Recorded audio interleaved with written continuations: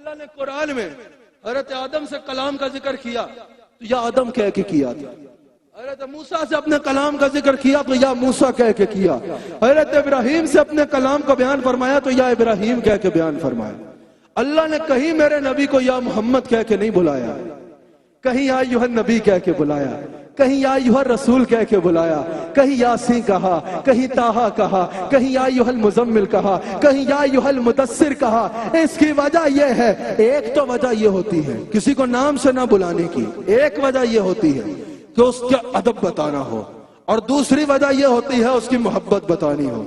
ماں اپنے بچے کو نام سے نہیں بلائے گی، ٹھیک ہے نا، کسی کو چاند کہہ کے بلائے گی، کسی کو میرا لال کہہ کے بلائے گی، کسی کو میری جان کہہ کے بلائے گی، کسی کو کیا کہہ کے بلائے گی، وہ محبت ہے۔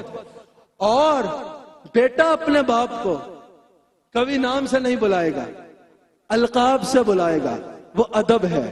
اللہ حالانکہ رسول اللہ کا خالق ہے لیکن نام سے نہ بلایا، القاب سے بلا کے بتا دیا فاطمہ کے بابا سے زیادہ قابل محبت بھی اور کوئی نہیں ہے، اور آمنہ کے لال سے زیادہ قابل عزت بھی اور کوئی نہیں ہے، قابل عزت بھی رسول اللہ سے زیادہ اور کوئی نہیں ہے۔ اللہ نے رسول اللہ کو وہ مقام عطا فرمایا۔ اچھا، رسول اللہ کو اللہ نے اپنی دلیل بنایا، یہ مقام بھی صرف ہمارے آقا کو حاصل ہے۔ جتنے انبیاء حضور سے پہلے آئے سب دلیلیں لے کر آتے رہے، معجزے لے کر آتے رہے۔ جب میرے آقا تشریف لائے اللہ نے فرمایا وما ارسلناک یا ایھا الذین آمنوا قد جاءکم برہان من ربکم، اے ایمان والو ہم نے آمنہ کے لال کو اپنی دلیل معجزہ بنا کے مبعوث فرمایا۔ پہلے انبیاء آتے تو دلیلیں لے کر آتے، معجزے لے کر آتے۔ جب میرے آقا علیہ السلام آئے تو دلیلیں لے کر ہی نہیں، معجزے لے کر ہی نہیں، بلکہ خود دلیل اور خود معجزہ بن کے تشریف لائے۔ اور جانتا کیسے دلیل بن کے آئے؟ ایسے دلیل بن کے آئے، اگر میں کہیں ہاتھ رکھوں نا تو لوگ بولیں گے حسن حسیب الرحمن نے ہاتھ رکھا ہے۔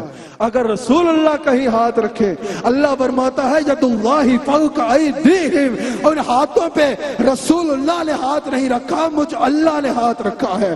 اگر میں کسی پہ مٹی پھینکوں لوگ بولیں گے حسن حسیب الرحمن نے مٹی پھینکی ہے۔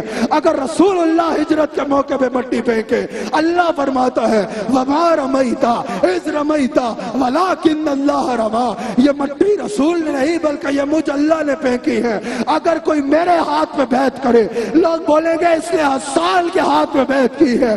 اگر کوئی رسول اللہ کے ہاتھ میں بیعت کرے اللہ فرماتا ہے یہ بیعت رسول کے ہاتھ میں نہیں بلکہ یہ بیعت مجھ اللہ کے ہاتھ میں کی گئی ہے۔ اگر کوئی میرے پیچھے چلے لوگ بولیں گے یہ حسان کے پیچھے چلا۔ اگر کوئی رسول کے پیچھے چلے رب فرماتا ہے من یطع الرسول فقد اطاع اللہ، جو میرے رسول کے پیچھے چل رہا ہے در حقیقت وہ مجھ اللہ کے پیچھے چل رہا ہے۔